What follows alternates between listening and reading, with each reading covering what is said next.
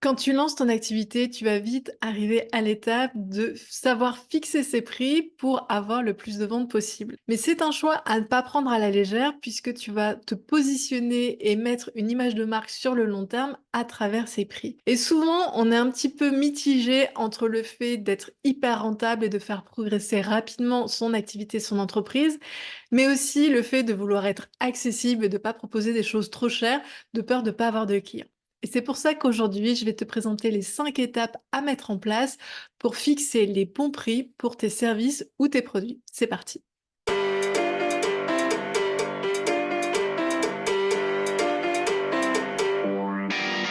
Si tu ne me connais pas encore, je suis Mylène, je suis consultante en marketing digital et je te partage chaque semaine des astuces et des conseils pour pouvoir trouver des clients, vendre en ligne et faire progresser ton entreprise grâce aux opportunités du web. Je t'invite d'ailleurs à t'abonner si ce n'est pas déjà fait. On est toutes plus ou moins partagées entre notre désir profond de faire évoluer l'humanité gratuitement et nos intentions secrètes de devenir millionnaire. En fait, quand tu fixes tes prix, il va falloir que tu trouves un juste milieu entre tout ça pour avoir une entreprise qui soit rentable et qui perdure dans le temps. Moi, quand j'ai de mes clientes en coaching, souvent, je me rends compte qu'elles n'ont aucune idée de leur seuil de rentabilité, c'est-à-dire du seuil à partir duquel elles ont payé leurs charges et elles vont pouvoir faire des bénéfices. Et ça, c'est quelque chose de très très important à prendre en compte quand tu entreprends et surtout quand tu débutes avec ton activité en ligne. Pour cela, tu vas devoir prendre en compte 3 critères. Le premier, c'est tes coûts matériels, c'est-à-dire tes charges physiques ou numériques au quotidien.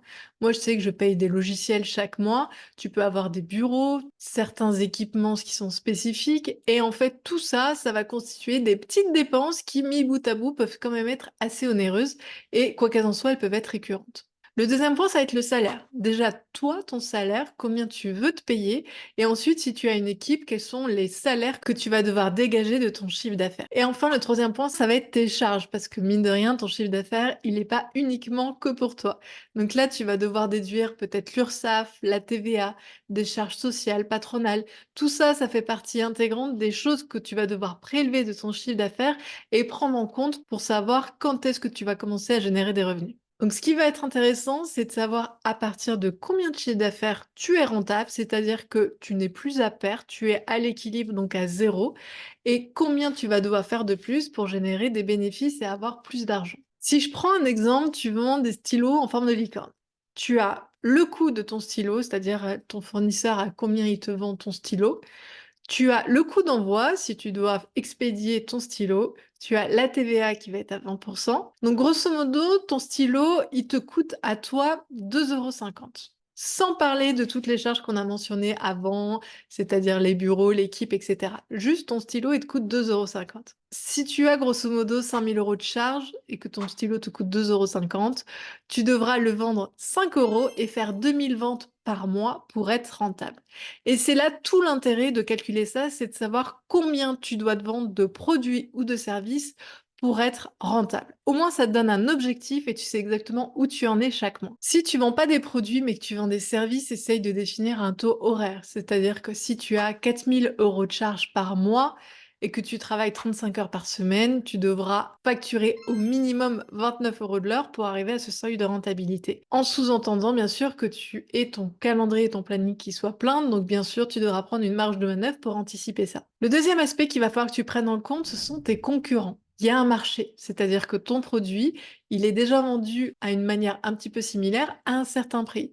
Donc tu peux pas arriver en disant, bah moi mon stylo licorne, je vais le vendre 10 € alors que tous tes concurrents, ils le vendent 5 €. Là, va y avoir une dissonance et tu risques de ne pas faire de vente. Si tu veux te différencier, il va falloir que tu prennes en compte 3 critères. Le premier, c'est la valeur perçue.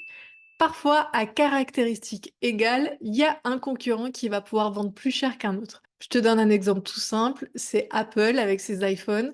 Les caractéristiques de ces iPhones sont quand même très très similaires à ses concurrents, voire même parfois leurs concurrents font des téléphones pliables avec des fonctionnalités de folie et pourtant iPhone et Apple sont toujours leaders parce que la valeur perçue est beaucoup plus forte. Ensuite, est-ce qu'il y a des caractéristiques dans ton produit qui peuvent te faire sortir du lot?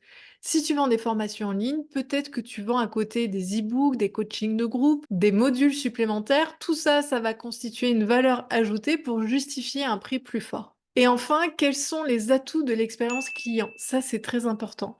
Peut-être que tu as une super communauté dans un abonnement ou un membership et que du fait que les personnes vont adhérer et faire partie de cette communauté, c'est un argument de vente.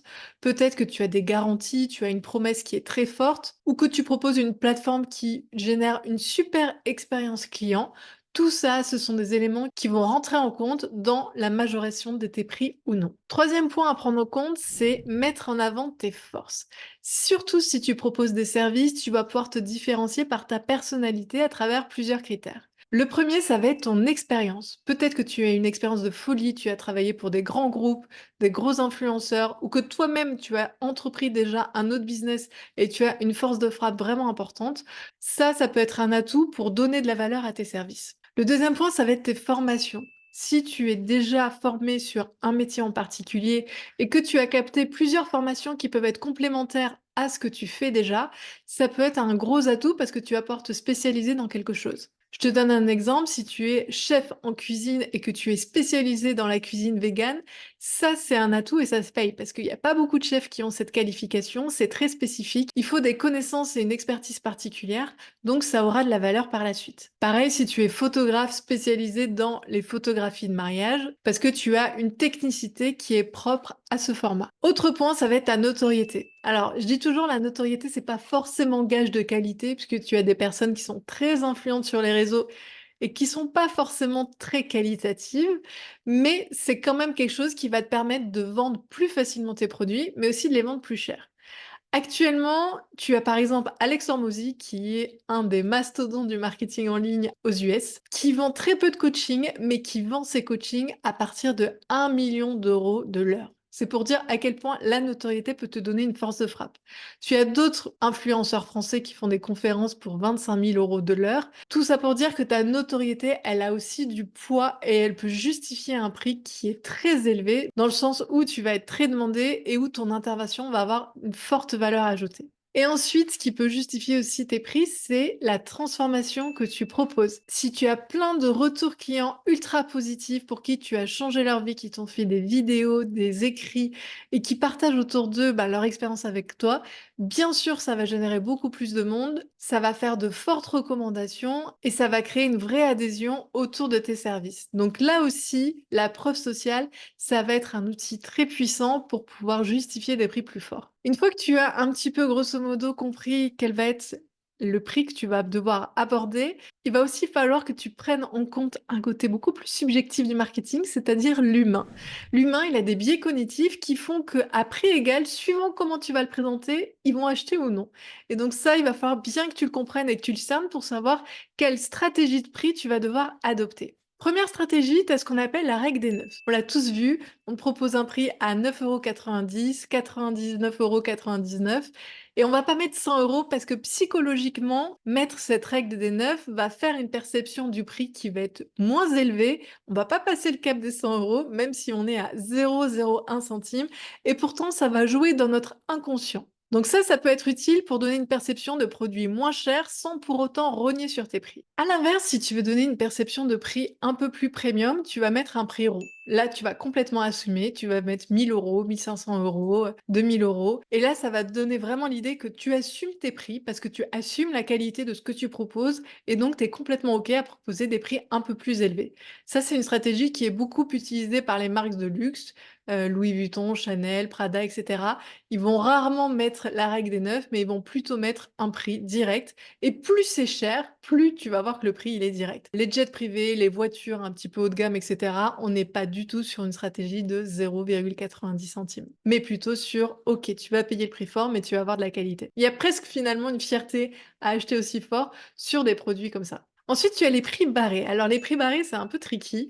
C'est-à-dire que par exemple, quand tu vas faire les soldes, que tu vois une paire de bottes à 50%, tu dis: «OK, c'est l'affaire du siècle, je vais l'acheter». Sauf que tu l'aurais jamais acheté au prix où elle est actuellement parce que le prix déjà te semble trop cher. En fait, des fois, le fait de se dire: «Oh, c'est une super affaire, c'est à 20%, 50% et cetera». Il y a ce sentiment d'urgence, d'exclusivité, de chance et donc tu vas plus te précipiter sur l'achat de ce produit, alors qu'en temps normal, s'il avait directement été à -50% sans être spécifié que c'était à -50%, tu l'aurais pas acheté. En fait, avec ce système de soldes, Le consommateur est moins enclin à réfléchir parce qu'il est plus à la recherche de bonnes affaires sans forcément évaluer la justesse du prix ou non. Donc ça, fais-le bien sûr si c'est quelque chose que tu veux mettre en avant, mais si ton prix est vraiment en solde. C'est-à-dire que c'est possible de faire des périodes de lancement où tu fais une super promotion sur ton produit. Après, si c'est en continu, ce sera pas crédible parce qu'il faut quand même que ce soit quelque chose de vrai et pas non plus tromper ton client. Ensuite, tu as ce qu'on appelle les prix par palier. Ça se fait beaucoup pour les abonnements, pour les logiciels. C'est-à-dire que ton abonnement au mois, il va coûter peut-être 29 euros. À l'année, il va coûter, 290 €, donc tu vas gagner 2 mois et à vie, il va coûter 500 euros. Là, le bien inconscient, c'est qu'on va avoir tendance à se dire: «OK, ben, ce logiciel, je veux l'avoir sur le long terme, donc je vais payer 590 €». Sauf qu'au final, tu vas pas du tout l'utiliser plus de 2 ans et donc finalement, tu seras peut-être pas forcément rentable. En fait, c'est un pari qui est fait du côté de l'utilisateur et du côté du créateur du logiciel. C'est un win-win dans le sens où si tu prends le forfait un peu plus payant, toi tu te dis: «OK, j'ai économisé 2 mois», mais à l'inverse, peut-être que tu aurais pas du tout pris ce logiciel pendant 1 an et là, c'est le créateur du logiciel qui est gagnant. C'est vraiment un peu plus subjectif, c'est un pari sur le long terme, donc après à toi de voir si ça peut coller aussi avec les offres que tu proposes. Et bien sûr, tout ça n'a aucun sens si tu n'assumes pas les prix. N'essaye pas de vendre des coachings à 300 € si t'es pas du tout à l'aise avec ce prix, que tu vas très peu en parler et qu'à chaque fois que tu auras une objection de: «Ah ouais, mais c'est un peu cher», tu vas être assis sur ta chaise hyper mal à l'aise et tu vas pas pouvoir te justifier. Ton prix, il doit être justifiable. Tu dois te dire: «OK, on l'a fixé à 300 € parce que j'ai telle expertise, j'ai telle expérience, il y a telle transformation, il y a tel outil que j'utilise et ça les vaut». N'essaie pas de vendre quelque chose de trop cher si tu n'es pas du tout au clair avec ça. À l'inverse, n'essaye pas non plus de casser les prix pour avoir à tout prix plein de clients. Ton prix, il reflète aussi la qualité de ce que tu proposes. Donc, si tu as une super formation en ligne et que tu la proposes à 50 €, ça va pas matcher. Tes clients, ils vont dire, il y a une arnaque, il y a un truc qui colle pas. Donc, tout ça, ça va être de trouver le juste équilibre entre ce que tu proposes, la qualité de ce que tu proposes, ton marché, ton expertise et ce qui est prêt à payer ton client. Une fois que tu as combiné tout ça, tu vas pouvoir avoir ton prix le plus juste possible. Après attention, ne pars pas sur un prix trop haut dès le début parce que si des clients l'achètent, ils vont pas comprendre qu'ensuite tu vas le réduire. Essaie peut-être au début de partir sur un prix à tout petit peu plus bas et puis au fur et à mesure, tu vas l'augmenter au fur et à mesure de ton expérience, des retours clients et de ton expertise. Ça aussi, c'est une possibilité. Sinon, tu vas devoir faire des offres promotionnelles un peu plus régulièrement et les clients qui te suivent depuis longtemps, ils vont attendre ces offres promotionnelles pour acheter, donc ce qui fait que tu vas avoir une dissonance dans la continuité de tes revenus. En tout cas, si tu veux en savoir plus et si tu as besoin d'aide pour fixer tes prix, je propose des séances de consulting d'1 heure, donc tu as le lien en description et comme ça on peut discuter ensemble pour que je puisse t'aider et t'accompagner dans la définition du prix le plus juste qui sera pour tes offres. Tu as maintenant toutes les clés pour pouvoir fixer le juste prix pour tes offres. Si tu as des questions, surtout n'hésite pas à me les mettre en commentaire. Et si cette vidéo t'a plu, je t'invite bien sûr à t'abonner. Rendez-vous la semaine prochaine sur cette chaîne YouTube.